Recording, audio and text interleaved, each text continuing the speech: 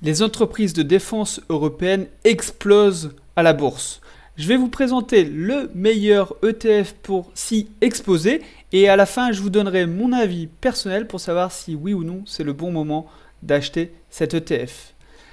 Vous voyez mon écran actuellement, je suis sur le site de l'émetteur WisdomTree qui a créé un ETF début mars pour le secteur de défense européen. On va voir cet ETF en détail sur ce site web et sur d'autres sites qui peuvent en parler. Ce sont des actions, c'est un ETF à accumulation et pas à distribution, c'est-à-dire que les dividendes seront réinvestis dans l'indice. La devise de base, ce sont des euros. Date de création, je vous l'ai dit, c'est tout nouveau, 4 mars 2025. Le ticker WDEF ou WDEP, le nom de l'indice, c'est important. Les frais de gestion, 0,4%. C'est raisonnable pour un ETF sectoriel. Le prix de la part dans les 26 euros, 27 euros, 26-27 euros. La structure, donc c'est une réplication physique gérée par WisdomTree Insure, donc c'est un énorme gérant d'ETF, hein, là-dessus il n'y a pas de souci. Il est domicilié en Irlande, c'est souvent là que sont domiciliés les ETF pour des soucis d'optimisation fiscale. Est-ce que c'est éligible aux Européens? Oui, pour nous, UCITS. Par contre, ce n'est pas éligible au PEA pour les Français. Pour info, ISA, SIPP, ce sont pour les personnes au Royaume-Uni. Ils sont également éligibles. Ensuite, ce qui est intéressant, donc il parle du taux de dividende qui est de 0,78. Bon, ça c'est pas très intéressant. C'est plutôt le price earning, le PER, qui est à 41. Donc c'est quand même très haut. Il faut price earning, si vous ne connaissez pas, PER on l'appelle aussi. Ça veut dire que le coût par rapport au gain est élevé. Donc on peut dire que c'est très valorisé, en tout cas. Et on va comprendre pourquoi, tout simplement parce que depuis le début de l'année 2025, les sociétés qui composent cet indice ont littéralement explosé. On va le voir ensemble. Les endroits où c'est coté en bourse, pour votre broker, pour vous, on a des frais différents pour chaque cotation de bourse. Donc c'est coté en Italie, Xtra en Allemagne ou LSE en Angleterre, Royaume-Uni. Les compositions de l'indice, très important. Donc on a du Rheinmetall à 21%, Leonardo SPA, Saab AB, BAE, Thales, Rolls-Royce, Safran, Airbus, Kongsberg, Ring. Et on a en fait 20 sociétés dans cet indice. Donc on retrouve ici, on a du Melrose Industries, Dassault Aviation pour 2%.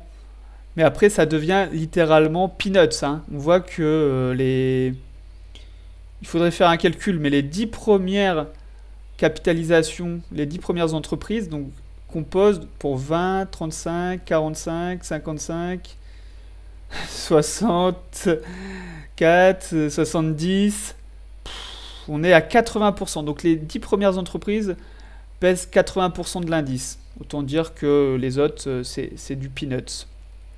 Les secteurs sur lesquels sont investies ces entreprises, donc on parle, c'est industrie, dans l'industrie. 99,37% d'industrie. Intéressant, la diversification par rapport au pays. Donc on a un poids de 25% pour les entreprises allemandes, 21% anglaises, Italie, France. Donc on a plutôt une bonne diversification, on va dire, des pays européens. Ce qui est important, l'index détail. Donc ça, c'est important de savoir sur quel index se base cet ETF. Donc on est sur au minimum 20 valeurs qui répondent aux critères d'exposition du chiffre d'affaires. Donc là, on voit qu'on est au minimum, en fait, 20 valeurs, mais qu'on va potentiellement pouvoir ajouter après d'autres entreprises dans cet indice. Et on exclut les sociétés qui sont impliquées dans les secteurs des armes interdites par le droit international, telles que les armes à sous-munitions, les mines terrestres. Toutes ces entreprises qui font ce type d'armes ne seront pas prises en compte dans cet indice. Également, on va exclure les sociétés qui contreviennent à certaines normes internationales communément acceptées, telles que les principes du Pacte mondial des Nations Unies. Pour en savoir plus sur l'indice, vous allez retrouver ici dans les documents, index, là, index, comment est calculé l'index, et si vous voulez vous plonger dedans, il y a le détail, c'est en anglais, mais il y a le détail un petit peu de comment est créé cet index. Donc on voit qu'il va être reconstitué par exemple 2 fois par an, en mars et en septembre. C'est en mars et en septembre qu'on va pouvoir enlever ou supprimer des entreprises de cet indice, par exemple. Donc c'est intéressant pour les investisseurs qui veulent pousser la recherche comme moi. Et ben, on peut aller voir comment est composé l'index et comment il est créé. Ensuite, on a aussi les documents clés, la fact sheet, prospectus. Donc on peut aller voir la fact sheet qui résume en fait tous les éléments qui étaient présents. Les frais, le type de réplication physique. Et puis là, on a aussi les chiffres des holdings, mais forcément, c'est plus à jour, parce que ça évolue très vite. Sur le site internet, c'est à jour instantanément, en fait. Sur l'article de Zone Bourse, on indique aussi qu'on a des prospections de performance. Donc l'indice sur lequel se base cet ETF, alors même si cet ETF est seulement créé depuis quelques jours, l'indice, on peut benchmarker, on peut regarder dans le temps sa performance. Et donc on a eu 6,8% de rendement annuel moyen sur 5 ans. Ah non, pardon. Ça, c'est vraiment des simulations de l'ETF, pardon. C'est des scénarios, l'émetteur est obligé d'émettre des scénarios, mais franchement, comme ce sont des scénarios, personne ne peut prévoir l'avenir, il ne faut pas s'y référer, pardon. Je vous mettrai aussi en copie l'article de Zone Bourse si vous voulez le voir.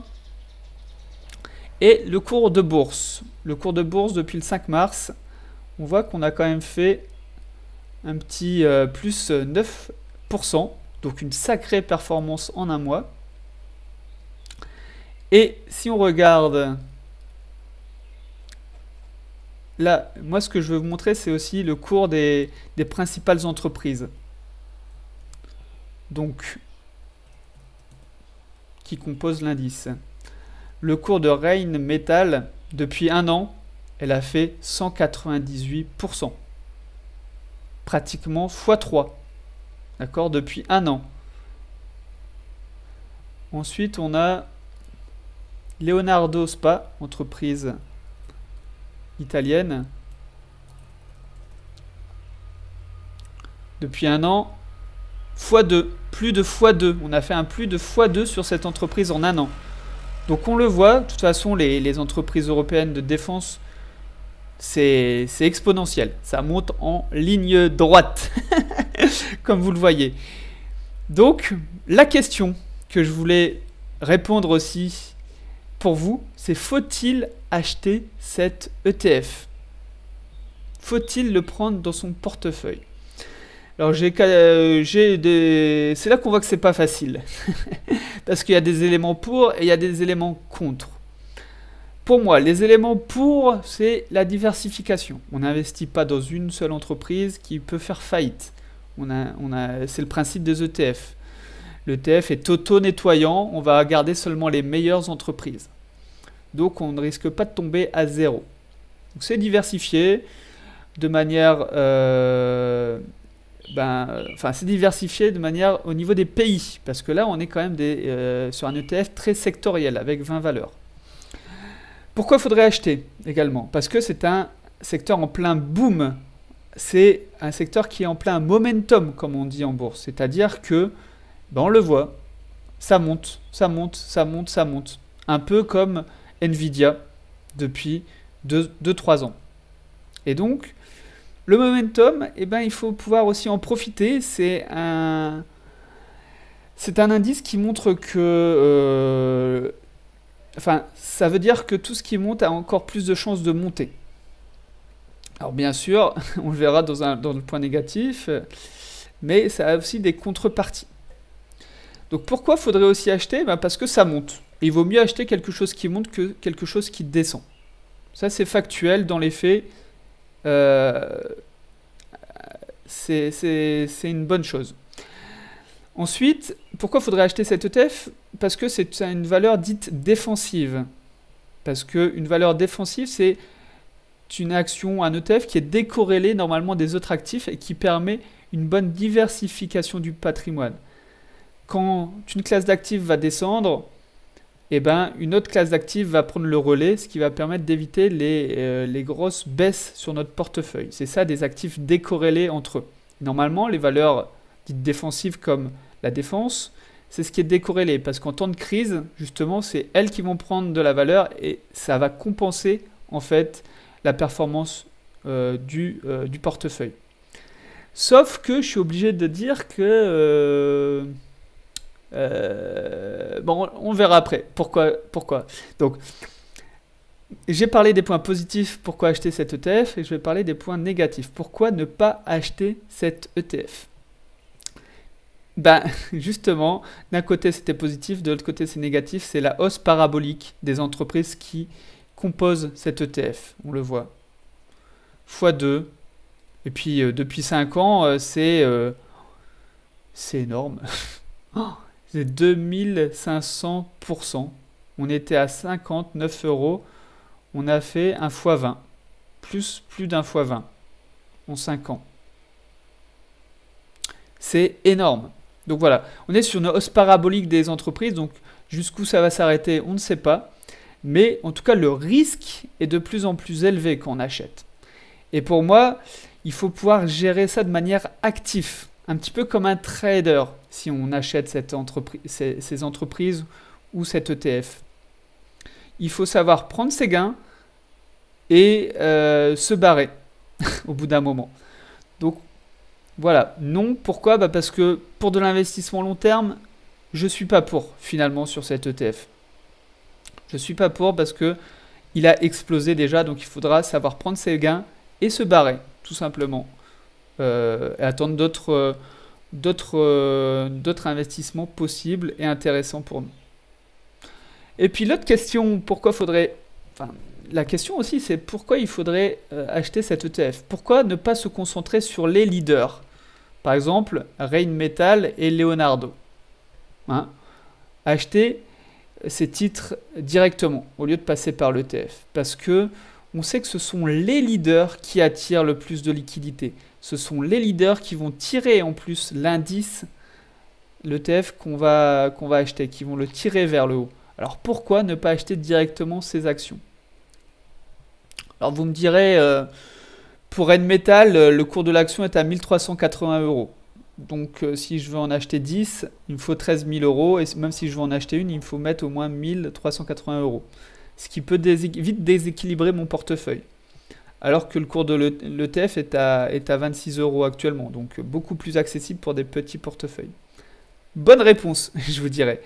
Mais sinon, à part ça, pour moi, il faudrait peut-être même plus miser sur les actions en direct. C'est elles qui vont toujours mieux performer au final que l'indice. Toujours avec une gestion du risque très contrôlée.